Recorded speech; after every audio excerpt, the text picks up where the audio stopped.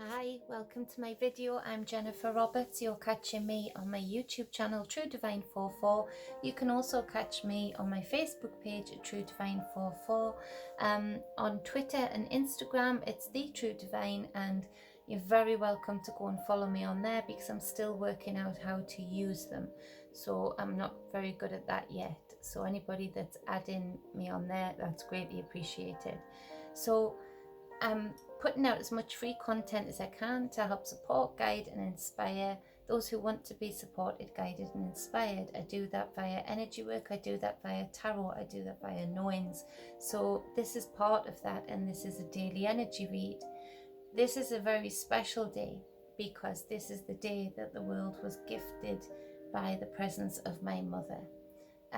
She is an awesome woman, powerful, beautiful, humble, all of the things that she's loyal, honest, and she's a hero of mine. So happy birthday, Mum. I love you very, very much, and thank you for letting me rent your womb for however long I was in there. I think I was right on time, but you know, thank you for that rental so that can be here. It's a bonus. So happy birthday, Mum. So for the 29th of May 2020, the first card is this Moon card. Major Arcana, lots of aspects to it. The main aspect to it for today is that it's hijacked. The Moon represents the subconscious mind. It represents the psychic mind, the psychic abilities. It represents being plugged into that divine feminine, whether you're male or female. It's got a balance of both, regardless of gender. And so plugged into that divine feminine, a part of us that is intuitive, that is able to feel our way through. And in my knowing, it is that the Moon and the aspects of the Moon were very deliberately hijacked, generation after generation after generation, how many ago? Because there was this knowledge of that the divine feminine aspect of us, the divine feminine aspect of the Moon, holds the space and time for creation, and that includes the divine masculine within all of us. The divine feminine is the supportive role, the holder of the space for creation to flourish, including the other side of our divinity, which is the masculine, which is the action, which is the taking the lead, you know, being forthright and going forward. And so with the attack on the divine feminine, it sort of kills two birds with one stone. Because people don't have that grounding in their divine feminine, they can't possibly have the full exaltation of the divine masculine. And so, and the psychic powers that we have are powerful. They do give us some forewarning, some forearming. They allow us to see through illusions a lot more. So there's been this real attack to use the subconscious against us. All of the things, the Hollywood, the movies, the adverts, has all been to get in and hook into that subconscious mind, because that's where our power is. And we've learned to live in this mind, in our conscious mind, and it doesn't give us the full power, the oomph that we've really got within us. And so there's a lot of deceit going on that you can see playing out on the wider stage, in that, you know, peaceful protests are turned into depraved, nasty, violent acts. People literally being paid to start that up, but the other people around them that weren't getting paid it's very easy for those people to hook into that energy right now because they're feeling lost anyway. They need something to fight for. They need to be taking a stand somewhere. But their subconscious has been latched onto enough that they don't take it out on the powers that be. They take it out on the fellow people on the street, the shop owners, the people trying to protect the shop owners' property. They take it out on all of the people who were marching for, in one of the protests, for a very good reason. To bring awareness, to say, bring pressure to the powers that be to make sure justice is served.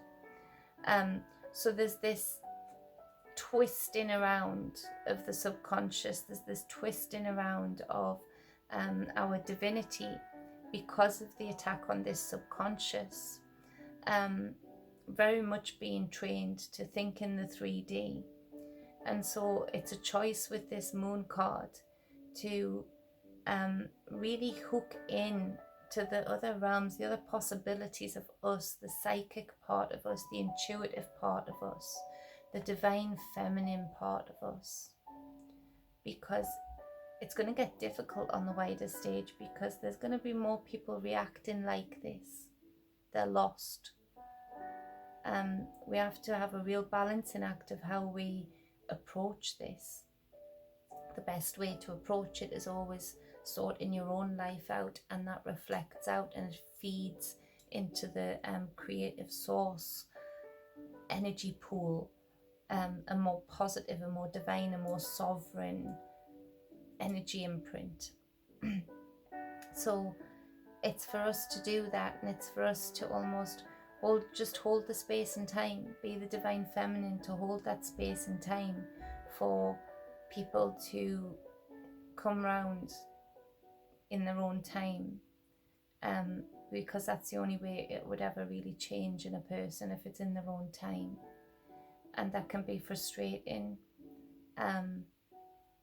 but it's what's required right now.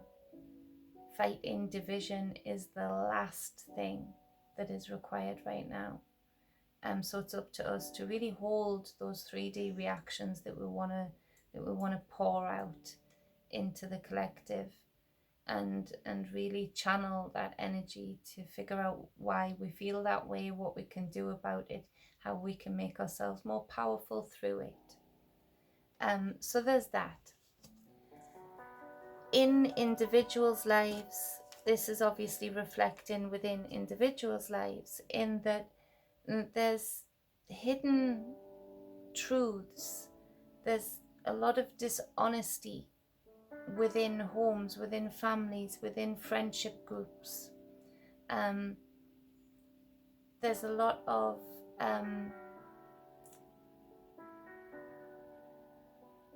lackluster about where we find ourselves, and that's more to do with the fact that we have been conditioned to fulfill roles and to do lists and all of that, and it's dawning on us that there's more to this, and it almost feels like we want to just crawl out of our skin a little bit, like this crab here, and grow and absorb the divine feminine aspect of the moon, the intuitive side of the moon, the guiding light of the moon. You don't see under the moonlight, you see through your third eye. You're guided by something different, something more connected, something less dependable upon anything outside of self. So there's this Four of Cups afterwards, and unfortunately a lot of people are frightened to take the cup. On other decks, that this cup is being handed from God, from the heavens, and it's a cup with everything in that you need. It adds to the other three, that on the other decks the three is on the ground, and on the other deck there's this guy crossing his arms and refusing to even look at this cup. And it's because he's closed off a part of his mind. He's closed off the intuitive part. He's closed off the part that can even think about there being things around us, energy around us, beings around us that we can't even see through these eyes. And so in some of the readings, it feels like he doesn't even see the cup because to him it's not there. It doesn't exist. But there's something within him that knows that there's more. So there's this niggle. And so we find ourselves not wanting to take the jump, to follow our hearts, to follow our passions, to continue this drive with everything going on in the outside stage, and starting to reconcile ourselves in this position of, okay, well, we're just going to make do this way. This is the way it's always been. This is how it always is. So there's this feeling of lethargy, of boredom, of relationship problems, all aspects of all relationships. And it's showing us where we belong and where we don't belong. And that can be painful, that can be confusing, it can cause anxiety, it can cause upset. So there's a lot of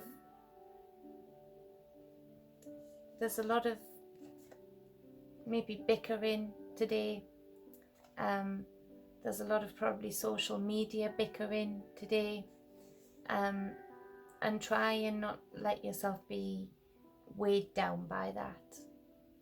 Try and be very grounded today in self, figuring out what you want, what your wildest dream would be, because after all, this is your soul's journey. This is your experience, to be able to feel, see, and touch, and hold and taste and smell everything that you desire to do so in this lifetime. It's as important as that. It's an experience that we can't guarantee that we'll get again. And so, not this same experience where we are right now. And so there's this third card, which is the 9 of Wands, and this does speak to material success. It does speak to luxury and abundance. And I feel that a lot of people are, especially with the way the current financial climate is that there's a lot of people finding themselves in positions because they've just made do and mended for too long, that, you know, they're struggling now, and there's this want, there's this desire, this fire to go for this abundance, to go for this luxury, to go for what really drives you, what really feeds you, what really gives you that feeling of accomplishment. And so it's about victory over enemies. It's about victory over those that would try and hold you down, those that would try and keep you in a position that they're comfortable with, rather than you flying your flight and getting as high as you want to go. So it speaks of that. It speaks of bringing in some order and some construct to your position, figuring out a way to get here, to get this abundance, to get this luxury into your life. However that resonates for you, what is luxury to you? So there's this calling today, I feel, to, yes, dig into the psychic knowings, the psychic world, and start to accept that that's a real thing. It's a real part of you. And start to understand it, start to use it, to really figure out what you want. You know, this can only go on so long. This if, buts and maybes. There's this fire here that you can really focus on today. There's this fire of what you want to achieve. what you want your reality, your experience to look like, to feel like. And it's hard because there are so many distractions and deceit on the outside to try and stop you from doing this. On the bottom of the deck is the Eight of Swords, and this is the circular thoughts that keep going round and round and round. Your head won't shut up about the what about this, what about them, what about her, what about him, what about work, what about, and it feels like a drill. And so to stop that is difficult, but it is possible. You need to take back control of your mind and figure out what is even a real problem, what is even a real thought. Put yourself in the position in this Four of Cups, because this also means meditation and rest and getting connected. Put yourself in the position just quickly of closing your eyes, and as your mind starts to bring in all of the problems that are obstructing you from your desires, from your fire, from your passion, what feeds you fire, close your eyes, and as those things start to come in and try to infiltrate your space, keep imagining an existence. Acknowledge the thought that comes into your mind and say, but for now that doesn't exist. Another thought, for now that doesn't exist. Until you're left with a vision of what it would look like if you just let go of all of these worries, of all of these things that you feel you've got to live up to be, to do. What would your reality look like? What would be at the end of that tunnel? What would be your desire, your accomplishment? At that point, it's an easier process for you to figure out what really needs your attention and what really just needs to be let go in order to get over this obstacle of the mind, too much mind, and really experience your journey the way it should be experienced to the fullest. And it's a job to do, it's hard to do, especially today with all of these outside distractions waiting to siphon off that energy and siphon off that attention. And this is part of the warrior game. It's not all just about fighting, it's very little about fighting. It's very little about, raising our voices and shouting down our opinions. The real warrior can be distracted by anything that is thrown at them. But when they know it's their job to be in this space of figuring out their destiny, figuring out their wants, their accomplishments, their experiences that they want to build up in this journey, the true strong warrior can stand firm and stay in this meditative space without letting the outside infiltrate it and interrupt it and distract it. So be your own warrior today. Concentrate on you. Figure out your wants, your needs, and really hook in to the psychic abilities that we all have. It's part of your power. It's another aspect of you that brings another part of you, another level of wholeness to you. So really hook into it, trust it. Trust where this is leading you. That gut feeling, that heart feeling. Trust where that is taking you. And the pieces will fall, the pieces of the puzzle will fall into place. Very much so. As unbelievable as it seems when you're thinking about it in the mind, it's very easy when you let go of the mind and think through the heart to manifest a path, an avenue that you can take to get to your destiny, to get to where you feel that you have been successful in your journey.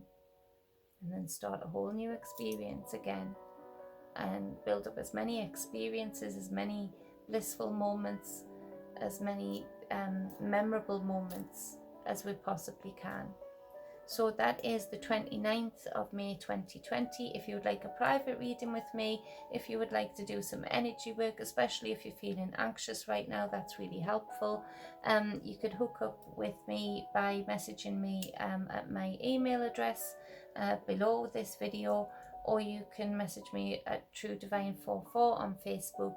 I respond to there pretty quickly also. So be balanced, be whole always. Much love. Mwah.